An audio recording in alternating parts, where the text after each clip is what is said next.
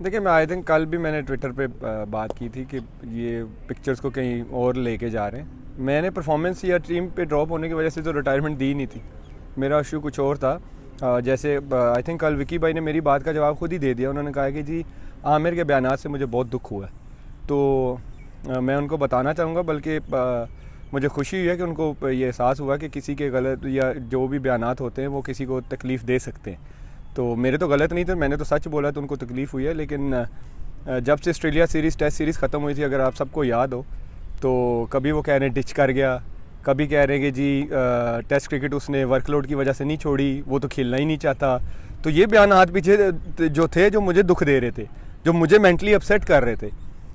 ये इशू ही नहीं था। देखिए, एज अ क्रिकेटर मुझे सबक पढ़ाया जा रहा है कि वो जी उसको तो चाहिए था कि वो जाता और डोमेस्टिक में जाता और परफॉर्म करता आ जाता। भाई, क्रिकेटर को पता होता है कि जब वो परफॉर्म नहीं करता, उसने जाके जो अपॉर्चुनिटी होती है, वो डोमेस्टिक क्रिकेट है या कोई लीग है, उसने जाके वहाँ पे परफॉर्म करना होता है।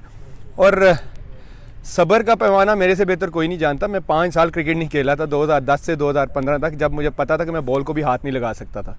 तो तब मैंने हिम्मत नहीं हारी। ये सीन कुछ और था कि मैं परफॉर्मेंस की वजह से मुझे ड्रॉप किया और मैं हिम्मत हार गया और मैं जो है मैं क्रिकेट छोड़ रहा हूँ। ऐसा नहीं होता। यहाँ पे कितने लेजेंड्स हैं जिनके 15-15, 20-20 कमबैक हुए पाकिस्तान क्रिकेट में।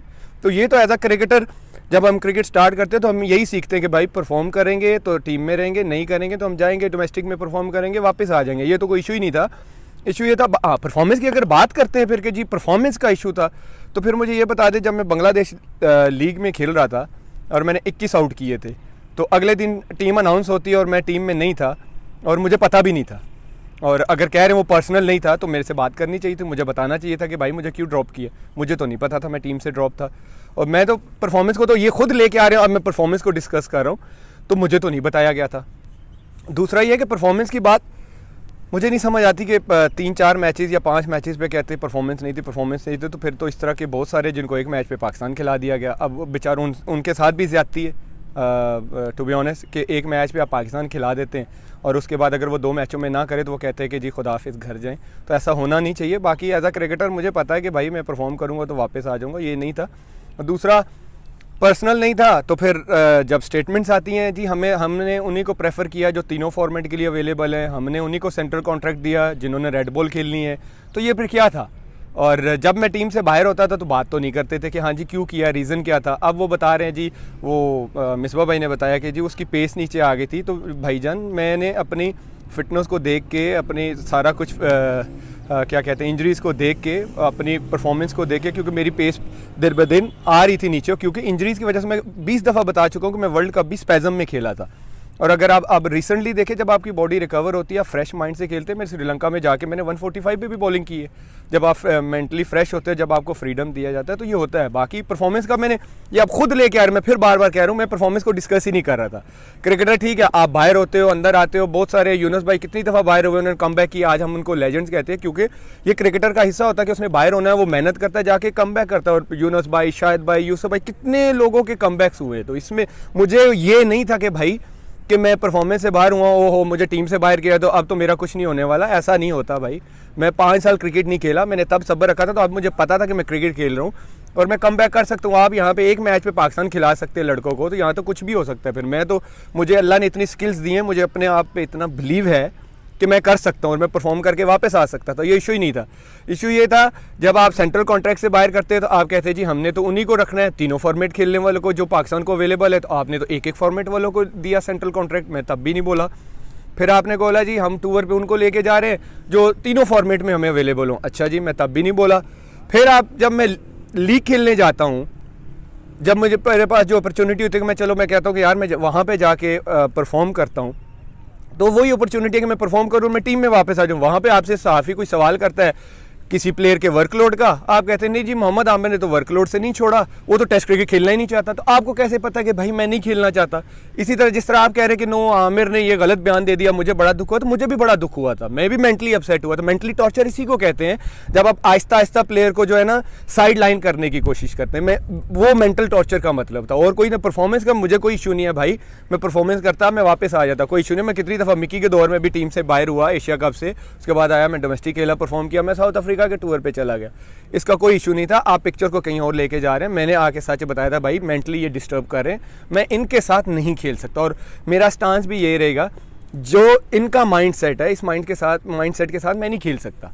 और दूसरा ये है कि आप पता नहीं कितने, अब आपने तीनों की सुनी है, बाकी जो आपके दोनों कोचेज़ हैं इनकी आपस में ही नहीं बात बन रही। वो एक कहते हैं 150 की पेस से बॉल करने से कुछ नहीं होता, 20 आउट करने पड़ते हैं। बिल्कुल मेरा भी यही मानना है, 20 आउट करने पड़ते हैं। एक तरफ आपके हेड कोच कहते हैं वो नहीं, आमिर की 85 से 81 पे पेस आ गई थी, हमने इसलिए ड्रॉप कर दिया। तो पहले तो आपस में सही हो लें, फिर आमिर को सबक पढ़ाएं कि जी जाके डोमेस्टिक में परफॉर्म करते वो टीम में आ जाते। तो जो आपकी फिर परफॉर्मेंस है, आप पहले अपनी परफॉर्मेंस पे ध्यान दें, फिर आपको भी अपनी परफॉर्मेंस पे ध्यान देना चाहिए कि टीम के हालात क्या हो गए, टीम क्या थी और टीम कहाँ से कहाँ चली गई है। आपको भी अपनी परफॉर्मेंस पे ध्यान देना चाहिए। मुझे एज अ क्रिकेटर पता है कि मुझे क्या करना है। आप तो आके एक्सक्यूज़ दे रहे हैं, कोविड था, फलाना था, ढिमकाना था। तो कोविड तो सबके लिए, सारी टीमों के लिए, इंडिया के लिए भी है, इंडिया भी कोविड में खेला है। तो आप अपने एक्सक्यूज़ प्लेयरों पर ना डाला करें। प्लेयर को पता होता है, प्लेयर को एक चीज़ चाहिए होती है, प्लेयर को फ्रीडम चाहिए होता है। प्लेयर को फ्रीडम के साथ खेलने दें, उनके साथ जब तक आप फ्रेंडली माहौल नहीं रखेंगे, प्लेयरों को रिस्पेक्ट नहीं देंगे, आपकी टीम कभी परफॉर्म नहीं करेगी। आप अगर यही माइंडसेट रखेंगे, क्योंकि मैं रिटायरमेंट दे चुका हूं और मेरा फैसला भी यही रहेगा, इस टीम मैनेजमेंट के साथ मैं कभी नहीं खेलूंगा। ये मेरा डन एंड डस्टेड फैसला। हाँ, मैं ये कहना चाहूँगा इस माइंडसेट को थोड़ा चेंज कर लें। शायद जो हमारे यंगस्टर्स हैं बेचारे, वो डर से बाहर निकल आएँ, वो अपने आप को एक्सप्रेस करें। हमारे सारे प्लेयर टैलेंटेड हैं, जितने भी हैं, फ़हीम है, शहीन है, अब्बास है, ये सारे अच्छे बॉलर्स हैं। आप इनको फ्रीडम दें भाई, इनको ना साइड लाइन करने की कोशिश करें। इनको जब तक आप भाइयों की तरह, फ्रेंड्स की तरह ट्रीट नहीं करेंगे, ये ग्राउंड में कभी भी जाके एक्सप्रेस नहीं करेंगे। जब ड्रेसिंग रूम में आप माहौल डरावना बना के रखेंगे, प्लेयर की और टीम की यही परफॉर्मेंस आएगी। आप एज अ टीम लेके चलें, आप अपनी ईगो को ज़रा साइड पे रखें, जो सीधी सी बात है। मैंने आके सच बोला था, मैंने परफॉर्मेंस की बात नहीं की थी कि मैं यही बता रहा हूँ कि परफॉर्मेंस की तो बात ही नहीं है। परफॉर्मेंस की बात होती तो फिर मैंने कुछ चीज़ें आपको हाईलाइट करवाई हैं, वो मुझे बताते। जब मैं बांग्लादेश से आप इस जेस्चर को कि मेरा दिल और टीम के दरवाजे, ये तो अब उन्होंने मीडिया पे आके बात की है ना, दिल उनका कुछ और कहता। अगर दिल उनका कुछ और कहता तो मेरे से डेफिनेटली पहले भी बात करते, जिस तरह साइड पे आहिस्ता आहिस्ता करते जा रहे थे।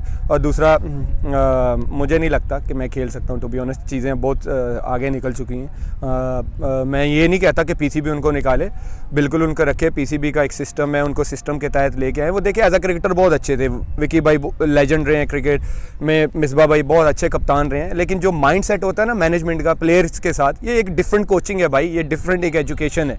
कि मैं भी आपको कहूँ कि जी मुझे थोड़ी बहुत बॉलिंग आती है तो मैं फलाने बॉलर को सिखा सकता हूँ, मैं नहीं सिखा सकता। उसके लिए भाई जाके मुझे एक टेम्परामेंट, एक एजुकेशन लेनी पड़ेगी कि मैंने प्लेयर के साथ हैंडल कैसे करना है। तो ज़रूरी नहीं है कि एक अच्छा कोच है वो अच्छा मैनेजमेंट में भी जाके अच्छा डिलीवर करे।